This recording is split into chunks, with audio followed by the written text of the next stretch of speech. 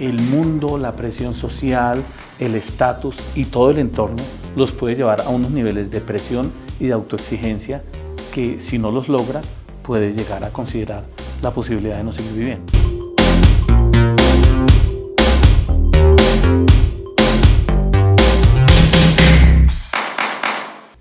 Bienvenidos a TDF Une, un espacio en el que escuchamos, dialogamos y aprendemos sobre diferentes temas de interés general.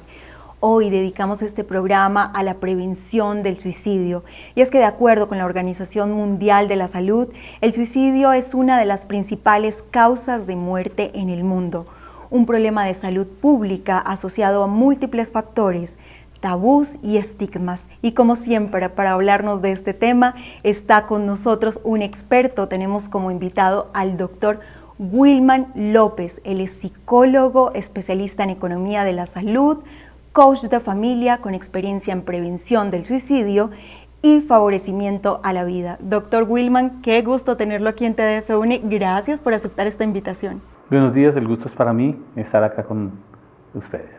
Doctor Wilman, lo sacamos de su consultorio para que viniera aquí a conversar con nosotros de este tema que nos han pedido tanto.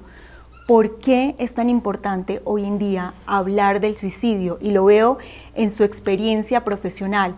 Usted viene dedicándose, obviamente, en el ámbito de la psicología, pero últimamente uno de los temas más pedidos y que usted más trabaja es el tema de la prevención del suicidio. ¿Por qué? Así es, encontramos que la tasa de suicidios lamentablemente se ha incrementado. Se presentan 15 por cada 100.000, con una prevalencia mayor en hombres que en mujeres. Número uno. Número dos, la pospandemia ha tenido unos alcances, la verdad, incalculables sobre la salud mental en Colombia y en el mundo. Entonces, después de pandemia y antes de pandemia, las estadísticas varían de manera importante y significativa. Es así como la salud mental ahorita tenemos dificultades para lograr atender la cantidad de pacientes que requieren intervención, particularmente en esta área. Y es por eso que hoy queremos dedicar un programa especial en TDF Une a hablar de este tema, porque lo que no se habla, pues definitivamente lo desconocemos y lo dejamos ahí. Y esa pareciera que es la otra pandemia, ¿no? El tema de la salud mental y el suicidio. Doctor Wilman, ¿qué puede llevar a una persona a llegar a tal punto de desespero que quiera acabar con su vida? Bueno, tenemos que considerar diferentes causas. Por un lado están las causas fisiológicas, cuando hay un paciente que tiene un desorden en su neurobiología. Entonces, si no hay una estabilidad en términos de receptores y neurotransmisores, es una persona que creemos viene con una predisposición genética hacia la depresión, con las consecuentes decisiones que se pueden tomar en área de suicidio. Lo otro son personas que no tienen esta característica, pero que el mundo, la presión social, el estatus y todo el entorno los puede llevar a unos niveles de presión y de autoexigencia que, si no los logra, puede llegar a considerar la posibilidad de no seguir viviendo. Doctor, esa predisposición genética, ¿hablamos de que venimos ya con eso? O sea...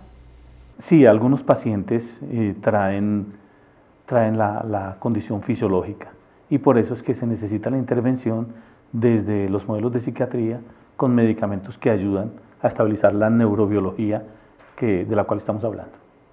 Y ahí está asociado a temas familiares, que quizás, digamos, hereditarios, podríamos decirlo, o simplemente la persona ya nació con esto. No, fíjate que de hecho cuando hacemos la historia clínica, así como preguntamos si los padres fueron hipertensos, diabéticos, dislipidémicos, también preguntamos si han habido antecedentes de depresión y conductas orientadas hacia el suicidio. Es decir, que esto sería un buen indicador para desde muy tempranas edades empezar a trabajar esos temas si se detectan en la familia. Así es, si en tu familia ha habido alguien que ha estado siendo controlado por medicamentos, siendo tratado por depresión, ha tenido ingresos hospitalarios, tratamientos intramurales para la depresión, es posible que en la familia se replique en alguien del núcleo familiar. Doctor Wilman, dicen que la persona que se suicida en realidad no rechaza la vida, sino rechaza el dolor. esa angustia que siente, ¿qué pasa con eso que no se puede gestionar, con esas emociones, con esos dolores de la vida?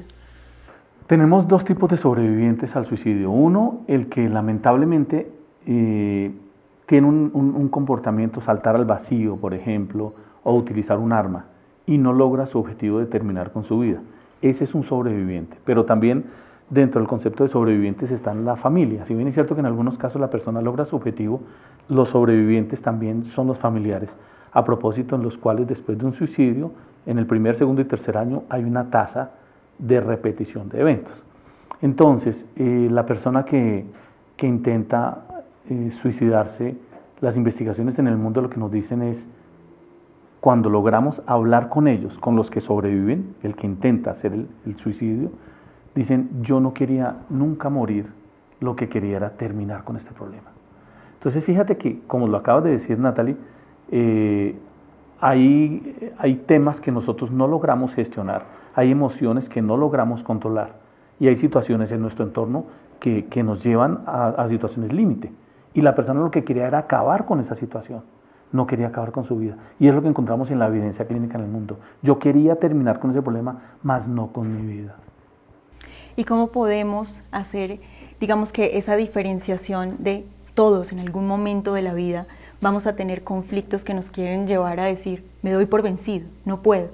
Pero ¿qué marca esa diferencia entre las personas que logran salir de ahí y aquellas que no, que definitivamente no pueden soportar ese dolor? Bien, tiene que ver con la adaptación y con los umbrales. Hay personas que con menos dolor pueden llorar, hay personas que con más dolor aguantan más. Entonces, esto es lo que conocemos como el umbral, número 1. Número 2, la tasa de respuesta, el nivel de repertorio que pueda tener una persona frente a una situación difícil. Entonces, creemos que las situaciones difíciles nos forman y nos sacan brazo, nos sacan músculo, porque en la vida vamos a encontrar problemas, porque la vida no es todo bello, no es todo paisaje, siempre pueden haber problemas con tu pareja, con tus hijos, con tu trabajo, una novedad en salud. ¿Qué hacemos con el advenimiento de un diagnóstico terminal para ti o uno de tus familiares cercanos? Un cáncer, sida, melanoma, linfoma, mieloma. Y es algo a lo que nos enfrentamos y tenemos que sacar el brazo y el músculo. Pero si no hay ese repertorio de respuestas, podemos ver una persona que se debilita ante la situación, no encuentra salidas, y es cuando adultos y jóvenes pueden entrar en lo que conocemos como la visión de túnel. La visión de túnel es aquella, a ver, quiero hablarlo a través de un ejemplo. Tú vas por un túnel, ¿cierto? Y tienes a la salida, donde creemos que está la luz, tienes tu motivación.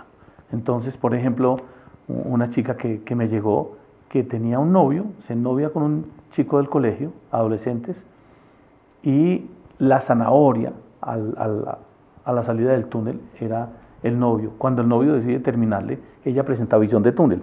En la visión de túnel te quedas quieto, no produces, no tienes habilidades para salir y gestionar y encontrar nuevas opciones.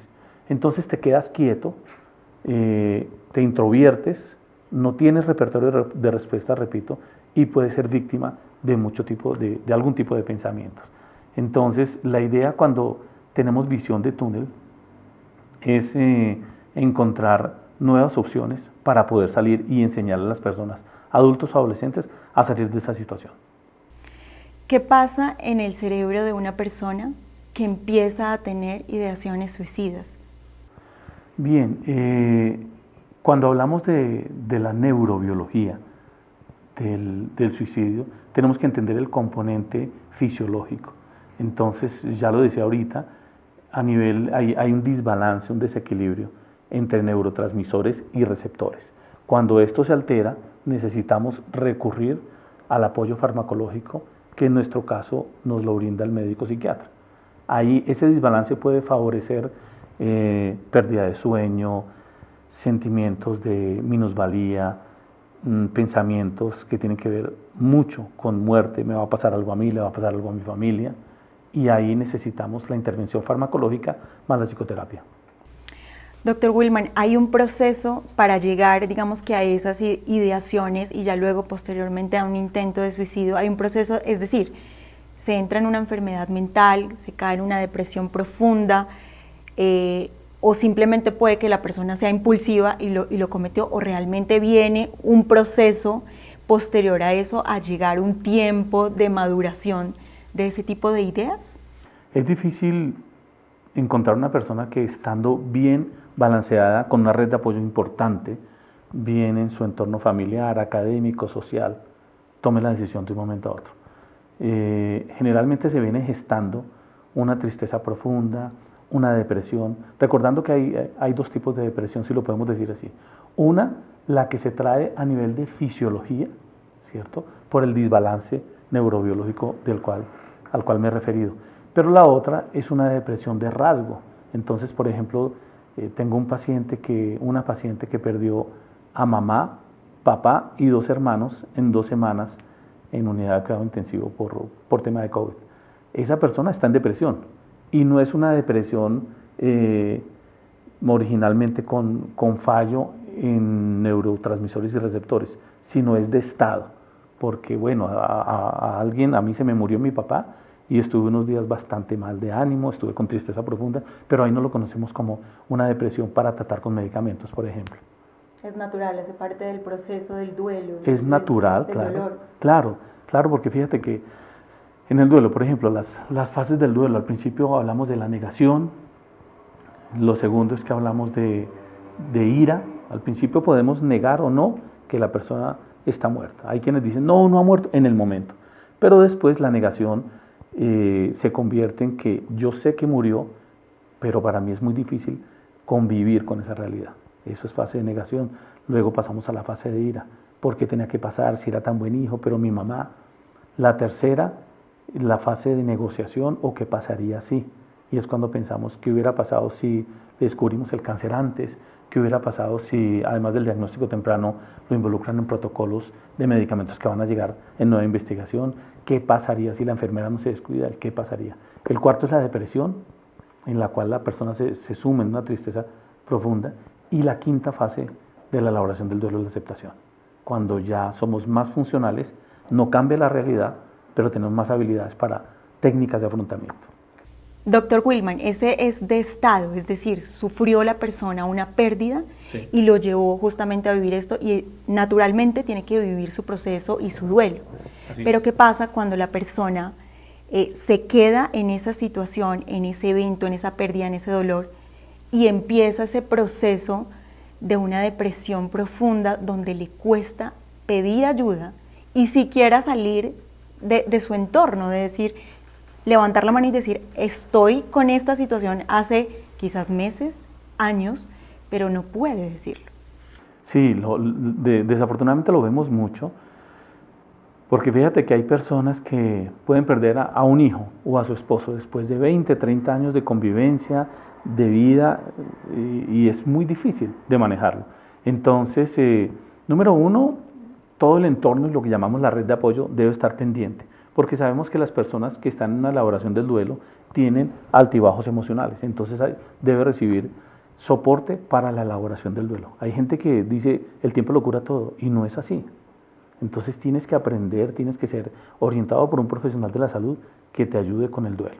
Número uno. Número dos, si la persona se deja sueltica por ahí, empezamos a ver pérdida de peso, alteración en los hábitos alimenticios, el sueño. Miren, es fundamental el sueño. Cuando una persona, hay varios tipos de insomnio. Insomnio de conciliación. No, pero es que doctor, yo me acuesto a las 10 de la noche. ¿Y a qué horas te duermes? No, es la 1 de la mañana y yo estoy con los ojos así. Ahí tenemos un problema de insomnio de conciliación. El otro, el del temprano despertar. Yo me acuesto a la hora que sea, pero 2, 3 de la mañana ya no puedo dormir más. Y el otro es el del sueño interrumpido. Me acuesto a las 10 de la noche, tengo problemas para conciliar y me despierto cada rato, estoy pensando, estoy estresado, me levanto a hacer chichi, me acuesto, pongo música, agua, pero cuando miramos el consolidado de horas de descanso y de sueño reparador, no nos da las condiciones mínimas. Entonces la alteración del sueño es algo absolutamente importante. Esas personas, entonces, los avisos son, número uno, vigilar el sueño. Número dos, hábitos alimenticios. Número tres, consecuente de los hábitos alimenticios, una pérdida de peso, por ejemplo, una modificación del peso, también nos habla. Y ahí es importante hacer intervención para prevenir otro tipo de desórdenes, de comportamientos o que la persona se nos vaya caminando hacia lo que pensamos que puede ser una depresión. Doctor Wilman, ¿qué pasa con una mente que constantemente está ocupada, que no puede gestionar sus propios pensamientos, con una persona que inclusive le cuesta estar a solas con su mente, porque hay mucho ruido? Ahí también se puede propiciar, digamos que un escenario que lleve a la persona a estar pensando en acabar con su vida. Sí, fíjate que podemos tener personas que, mi padre decía que el ocio es la madre de todos los vicios. Entonces, si nos vamos a los extremos, todo extremo es vicioso. Una persona que no produce, una persona que está sola, que es lo que pasa, por ejemplo, con nuestros abuelos, cuando han perdido a su pareja, cuando están en edad de pensión, que no están produciendo, son víctimas de sus pensamientos. Si a eso le agregamos que no alimentas su esquema cognoscitivo y su sistema espiritual, no lo alimentas con cosas adecuadas, sino estás viendo Investigation Discovery, asesinatos, depresiones, pues lo que nos va a resultar, la resultante no es positiva. Y el otro extremo, las personas que son personalidad tipo A, que están montadas en un avión, que están haciendo mails, pendientes de análisis del mercado, la empresa, la familia, los hijos en problemas, que casi no los ven. Ahí también podemos tener problemas porque vienen las insuficiencias en cuanto a términos de roles. Soy insuficiente como papá, soy un papá proveedor, pero no estoy con mis hijos, no puedo ir al colegio, no puedo ir a una presentación. Entonces, esto también lo encontramos en consulta, gente que es, comillas, muy exitosa, a la luz de lo que nos describe el mundo, pero que tienen unos vacíos emocionales importantes que pueden llevar a tristeza profunda, a depresión y en algunos casos a considerar que no están aportando y que es momento de partir. Doctor Wilman, el concepto de éxito hoy en día tan importante, porque lo vemos con todo este tema de las redes sociales, sobre todo en nuestros jóvenes que permanentemente están ahí, viendo un concepto de éxito de esto es ser exitoso, esto es sinónimo de que te está yendo bien en la vida. Y muchas veces a partir de estos estereotipos que se han planteado en la sociedad, los jóvenes o las personas en general ven y empiezan a sentir un sentimiento de fracaso, de yo no soy suficiente, de no valgo, de si yo no he logrado esto, entonces no he hecho nada con mi vida. ¿Qué pasa ahí con eso? Que muchas veces, lo vemos en varios casos, llevan a las personas a decir, mi vida no tiene sentido, si yo no he logrado esto, si yo tengo esta edad y no he hecho absolutamente nada con mi vida, pues mejor y acabo con mi vida. Uh-huh. Mira, yo creo que es importante redefinir y relanzar el concepto de alegría, de felicidad y de propósito de vida. Entonces, yo le digo a mis pacientes, vamos a tratar de organizar de nuevo la vida, vamos a hacer un plan de vida, porque si tú estás al centro, debes pensar que hay un entorno: 1, familia; 2, profesión; 3, deporte; 4, lo social; 5, hobbies; y 6, lo espiritual, por ejemplo. No debiéramos meternos en más de 7 roles. Yo, por ejemplo, tengo rol de padre, esposo, hijo, hermano, psicólogo, hago algo de servicio y hago ejercicio. Con 7 roles está bien, número 1. Número 2, si tú permites que tus hijos, que tu familia se meta en todo lo que el mundo nos dice que es éxito, mira, nunca vas a dar los niveles ni los estándares. Tú puedes tener una buena condición física porque haces ejercicio, porque tienes hábitos alimenticios, pero pues van a haber niñas que tienen unas características diferentes. Y no estoy hablando de que sean más lindas o menos lindas que tú. Pero si tú miras a la luz de eso, pues nunca vas a ser suficiente. Si tú te comparas con una reina de belleza. Si yo me comparo con un prototipo de hombre que tenga pelo, pues de entrada estoy perdiendo. Entonces tengo que definir muy bien hasta dónde voy y hasta dónde no voy. Hay muchas cosas que funcionan como distractores y nos podemos montar en esas tendencias, en esas modas, y ahí podemos perder, pero sin duda. Y mira que hay un caso importantísimo en la literatura, que es un chico de 14 años que tenía el síndrome de la mano soldada. Andaba con el celular permanentemente y estaba en redes sociales buscando aprobaciones y se mete a la ducha con el celular y se está se está lavando el cabello y está mirando el celular para ver el número de likes que le dan. Este chico terminó en suicidio, por ejemplo. Entonces, fíjate que los estándares que nos ofrece la moda, que nos ofrece el mundo, que nos ofrece la misma economía, no tienen por qué ser los mismos para todos, ni tienen que ser reglas generales. Tú puedes conquistar financieramente algo que tú sueñas y para lo cual trabajas, un carro, una casa, un apartamento, una forma de vestirte, pero que ese no sea el motivador principal y que ese no sea el fin único para ti. Cuando una circunstancia de estas, un elemento de estos, empieza a controlar tu vida, puedes estar siendo influenciado y puedes estar trabajando para eso exclusivamente y pierdes el foco de tu vida. ¿Qué tan sano es eso de andar hiperconectados todo el tiempo? Que pareciera que lo último inclusive que vemos al dormir es el celular, lo primero que vemos al despertar es el celular. ¿Qué tan sano es realmente esto? A ver, yo creo que todo es bueno y todo es malo dependiendo del uso que le des. Particularmente yo manejo agenda que compro en una librería y cito a mis pacientes y los escribo ahí. Sin embargo, yo quisiera no tener celular, pero por ahí hay pacientes nacionales o extranjeros que me piden cita y me toca manejarlo.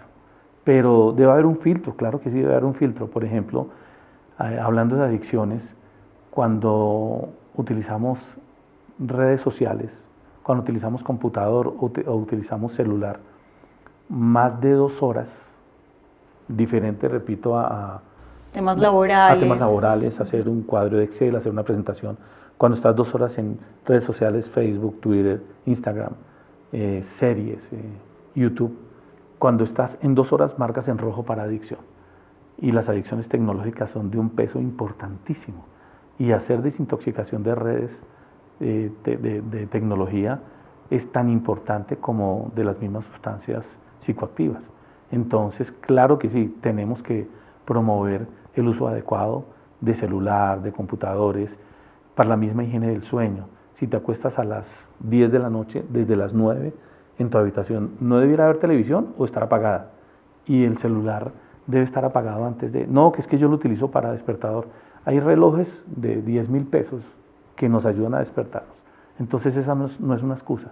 De hecho, cuando la gente no puede dormir, tiene insomnio, se pone a trabajar en el celular y es peor porque los activa. Entonces tenemos que controlarlo.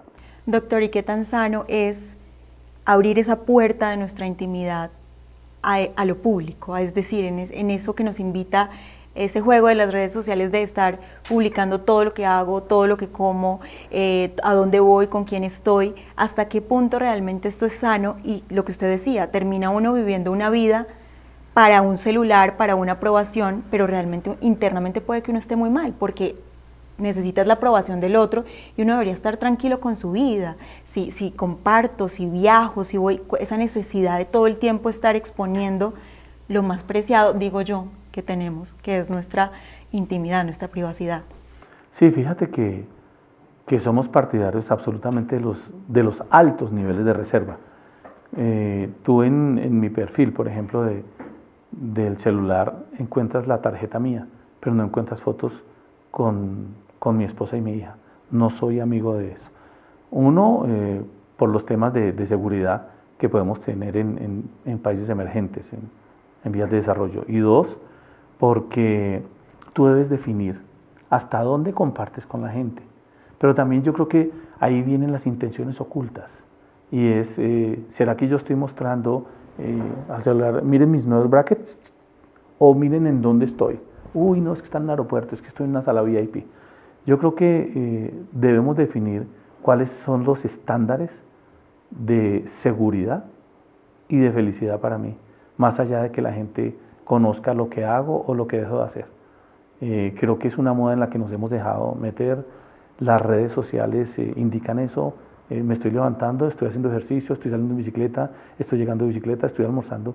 Creo que eso afecta tu privacidad y tú lo ves por ejemplo, hace poco que se estaba conmemorando el aniversario de la muerte de la princesa Lady Di, cómo ella muere en teoría a expensas de los paparazzi que quieren buscar un gesto, una actitud, voltear a mirar, porque quieren captar absolutamente todo. Ellos están hastiados de eso y tratan de controlar. Y entonces vemos los famosos de Hollywood, por ejemplo, golpeando fotógrafos porque no los dejan tener su privacidad. Y ellos tratando de salir y mucha gente tratando de entrar al decir, estoy entrando al restaurante, estoy saliendo. La pregunta es, ¿qué deseas? Y cómo eso suma a lo que tú crees que es felicidad. Porque, claro, tenemos casos que es que no me han dado likes y por eso te deprimes. Sí, estoy deprimido. Y lloran y bajan de peso y tenemos que intervenir. Hay algo muy importante del tema de las redes sociales y lo vemos hoy con estos llamados influencers, todos estos jóvenes que tienen tantos seguidores, que tienen una vida aparentemente maravillosa del otro lado de la pantalla, por decirlo así, y de repente ocurre que se suicidan, que acaban con su vida, o de repente dicen, estoy en un proceso, en una clínica de reposo, tuve que pedir ayuda porque tengo depresión, porque quiero acabar con mi vida. Inclusive lo vemos en artistas, en actores muy reconocidos, que pareciera que lo tuvieran todo y pareciera que tuvieran la vida perfecta y de repente toman la decisión de acabar con su vida. ¿Qué pasa ahí? Es importante, a ver, varias cosas. Número uno, cuando tú sigas a un cantante, por ejemplo, y yo le digo esto a los adolescentes, ¿te gusta, no voy a hablar de nombres, te gusta tal cantante, sí o qué? Porque no, es que la forma en que canta, la forma en que se viste, los conciertos que da, y tú te has puesto a escuchar lo que dicen sus letras, porque es que la letra de las canciones nos puede hablar, número uno, de lo que yo pienso, de la vida, de las mujeres, del amor, y número dos, empujarte a ti, porque es que tú me sigues a mí y yo te estoy dando información, entonces terminas identificándote conmigo. Primera pregunta que le hago a los adolescentes es, ¿has escuchado el mensaje de las canciones? Dos, ¿qué conocemos de la vida de esa persona? Porque en algunos casos mejor, están en drogas, están en escándalos, ¿eso es lo que tú quieres ser? O sea, ¿por qué sigues a esta persona? ¿Es tu referente? ¿Qué te gusta? ¿Quieres llegar allá? ¿Ese es tu modelo a seguir? Entonces, porque es que la publicidad tiene altísimo impacto y hay notas en música, hay tipos de música que nos ponen y nos activan. Entonces, pero o que nos hacen pensar también o sea, nos llevan a otros extremos, claro, a experimentar de repente una profunda tristeza, no solamente música, películas, lo que vemos. Claro, así es, lo que leemos también. Fíjate, por ejemplo, que hace poco muere el cantante de música carrilera, Darío Gómez. Y este señor Darío Gómez, quien sin duda pues es un exponente de la cultura musical en nuestro país, habla de nadie es eterno en el mundo, y canciones como esta pueden llevar a conductas de consumamos alcohol, me siento triste, me siento solo, la vida vale poco, nadie es eterno en el mundo, pues sí, o sea, a cualquier momento yo puedo ir de salida. Entonces tenemos que ser muy selectivos a la hora de pensar qué vamos a seguir, qué vamos a escuchar, qué vamos a ver, qué vamos a leer. Hay algunos tipos de novela que son de tristeza, de depresión. Llevémoslo a la música, o sea, hemos escuchado hablar de la música de plancha, por ejemplo, que pone a la gente triste, y aún en otros géneros que parecieran alegres, como la salsa, pueden inducir a pensamientos hacia la depresión, hacia la minusvalía, la tristeza, el abandono y mejor salir, o conductas que no serían las más adecuadas. Doctor Wilman, ¿cómo tener una renovación de nuestra mente? O sea, lo que hemos hablado aquí en esta conversación es cómo plantamos ideas, cómo alimentamos esos sentimientos, esos dolores, o nos comparamos, cómo tener esa renovación y tener las motivaciones correctas, los pensamientos correctos para nuestra vida, y entender que cada uno tenemos nuestro propio proceso y debemos dedicarnos a esos roles que usted decía, no tantos, no a aparentar, no a hacer o a tratar de querer llevar una vida que no nos corresponde. Bien, es muy interesante la pregunta, porque yo le pregunto a los pacientes en consulta, ¿qué tendría que pasar en tu entorno para que fueras feliz? Entonces, si tú empiezas definiendo qué eres, qué tienes y para dónde vas, tu plan de vida es absolutamente fundamental, es estructural. Porque si tú tienes un plan de vida, y eres consistente y eres objetivo, puedes moverte con tu entorno y con 3 a 5 áreas para llegar a ese objetivo. Entonces me explico. Yo quiero ser arquitecto, listo, entonces, ¿cómo están mis condiciones económicas y financieras para acceder a una universidad pública o privada? Ahí lo defino. Segundo, mis conocimientos, ¿cómo están en el bachillerato, en el área de formación para las matemáticas, por ejemplo, arquitectura o ingeniería? ¿Tengo las habilidades, tengo los dones? ¿Me está yendo bien ahí? Entonces, si tengo una buena orientación hacia la selección de la carrera, una vez la tenga, miro el entorno, miro mi familia, miro los apoyos, me quiero ir a estudiar al exterior, investigo, pero hasta ahí. Ahora, puedo decir dónde están las mejores escuelas en cuanto a arquitectura, por ejemplo, y podemos pensar en la arquitectura de Europa, gótico, renacimiento, y puedo pensar en llegar allá. Pero si tengo muchos distractores, si me dejo llevar mucho por los modelos, mira, tú puedes arrancar a 100 metros, pero si te metes en cada esquina y vuelves a salir, pierdes tiempo. Energía, y salud. Es tiempo valioso, sí. Entonces, creo que, número 1, la persona debe saber qué tiene, para dónde va y qué es. Número 2, trabajar de manera consistente y sistemática en la consecución de ese objetivo. Número 3, inocularse un poco de todo lo que está pasando en el entorno. Fíjate que, por ejemplo, cuando un chico llega a la universidad, creemos que en algunos casos las universidades son los cementerios de nuestros adolescentes, porque llegan allá, están en la universidad, no tienen que contestar probablemente a una lista como lo hacían en el colegio, pueden salir y entrar a la hora que quieran, si pedirle permiso a un profesor, pueden no asistir a la clase, pero se meten con cosas alternativas que están en el entorno. Ahí vienen el licor, las drogas, y ahí podemos perder. Entonces, creo que la familia es estructural para enseñarle a nuestros adolescentes cómo debe caminar hacia sus objetivos. Recordemos por neuropsicología, por psicología del desarrollo, que la neocorteza cerebral está madura a los 25 años y la neocorteza es la que nos lleva a tomar las mejores decisiones, decisiones sanas, sabias, responsables y particularmente seguras. Creemos que la madurez está a los 18 años y no, la madurez de la neocorteza está a los 25 años. Por eso es que es tan importante que los chicos lo entiendan, lo conozcan y se dejen orientar y acompañar de sus padres, la red de apoyo, y que los padres no suelten a sus hijos de manera temprana, a los tutores, a los otros amigos, y como ya tiene 18 años y está en primer semestre, que se suelte porque esa es la vida. No, tenemos que ser muy cautos ahí.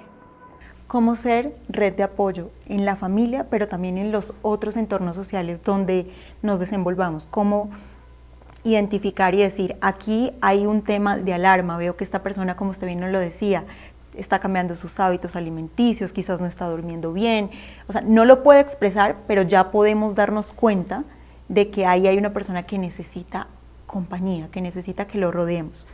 Si hablamos la pregunta es muy buena, si hablamos de, Natalie, de depresión y de orientación, por ejemplo, hacia conductas suicidas, importante tips supremamente claros, ya lo dijimos, sueño, 1, 2, cambio de hábitos alimenticios. Hábitos alimenticios que puede ser no comer, ¿cierto? Comer mucho, también detrás puede haber una ansiedad. Cosas que nos pueden indicar que hay una posible depresión y que la persona puede estar con una ideación suicida. Yo en consulta pregunto si hay pensamientos o no de muerte, y hay pensamientos que son absolutamente normales. Me voy en un vuelo para Medellín y si se cae el avión puedo morir. Sí, ese es un pensamiento de muerte, pero lo tiene cualquier persona. Pero más allá empezamos a hablar de la ideación suicida. Entonces preguntas como, por ejemplo, ¿tienes una situación tan difícil de manejar que mejor sería estar muerto? Ya nos empieza a marcar unos puntos especiales. ¿Quisieras dormirte y no despertar? También nos habla de la incapacidad que está cursando por la emoción y por el esquema cognitivo de la persona. Ideas como estas son importantes desde la red de apoyo. Pensemos que la red de apoyo son los padres, los hermanos o el mejor amigo.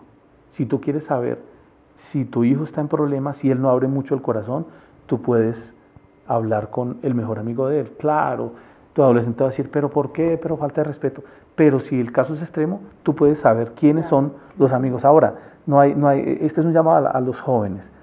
Eso del colegio, que son 30 amigos y todos nos damos la firma el último día del colegio, pues es una conducta importante, pero amigos 2, máximo 3, verdaderos, reales, que se constituyen en red de apoyo. Ahora, si tú como papá, si tu hijo no abre el corazón y puedes acercarte a explorar a través de un tercero, hay que hacerlo. Hay que hacerlo, y es una conducta de amor y protección. Además que el amigo de tu hijo, si sabe que tu hijo está en problemas, te va a decir a ti.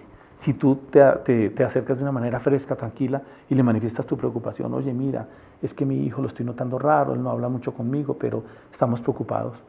El amigo va a ser hasta agente de cambio para que tu hijo entienda que la preocupación del papá es real.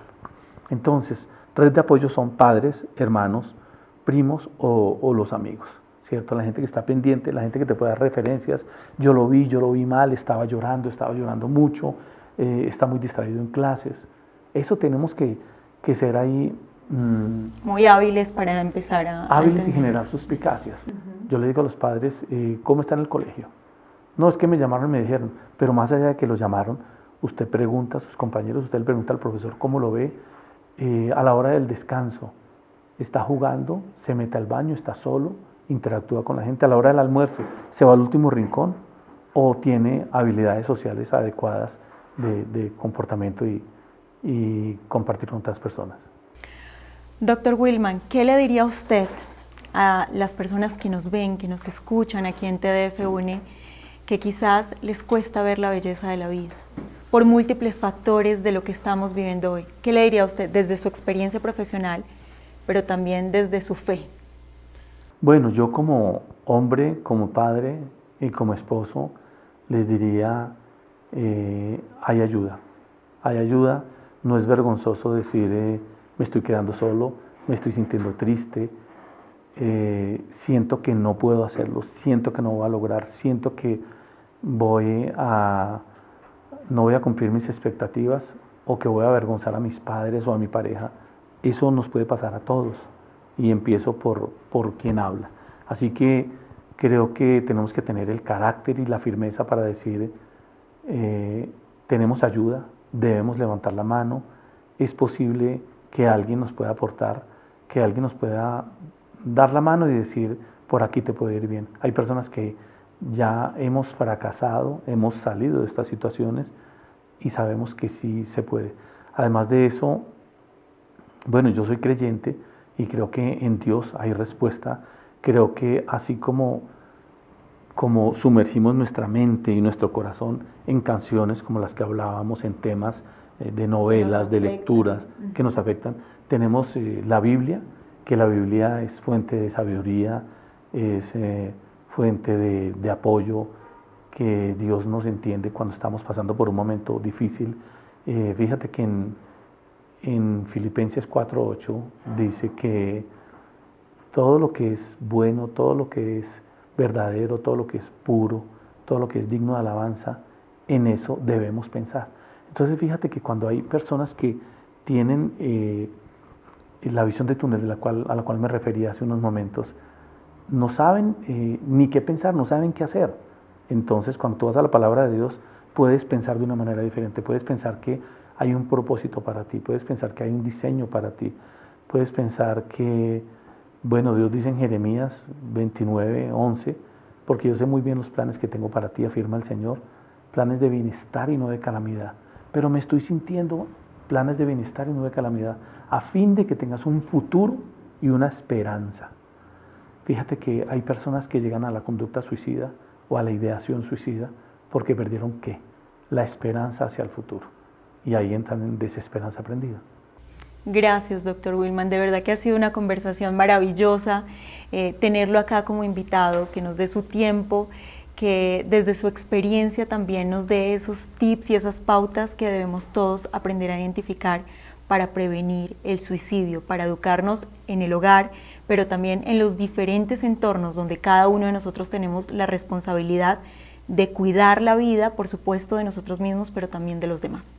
A ustedes muchísimas gracias, es un honor estar acá con ustedes. Si alguna persona que nos ve o que nos escucha identifica dentro de sus preguntas que necesariamente quiere levantar la mano y quiere pedir ayuda, ¿a dónde puede recurrir?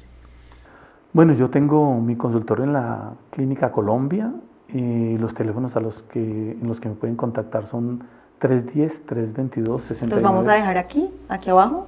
Los ponemos 310. 322-6936 o 315-780-3290. Bueno, doctor Wilman, Dios lo bendiga y gracias por venirnos a hablar de este tema tan importante. Sé que dejó sus pacientes en stand-by, pero lo meritaba. Muchas gracias. A ustedes muchas gracias, mi amor. Bueno, pues ahí estábamos con el doctor Wilman López, profesional en psicología y coach de familia, hablando de prevención del suicidio, un tema tan importante para nuestros tiempos, de cómo crear redes de apoyo en nuestra familia, en nuestros entornos sociales, para el fortalecimiento a la vida. Ya saben que pueden comunicarse con él directamente. Si usted que nos está viendo, nos está escuchando, requiere de ayuda, sí se puede. Y por supuesto, con nuestro Dios podemos recuperar esa esperanza que todos necesitamos en la vida, que hoy más que nunca la requerimos, aprendiendo a recobrar la esperanza, el amor y también el propósito de nuestra vida. Esto es TDF Une. Chao, chao.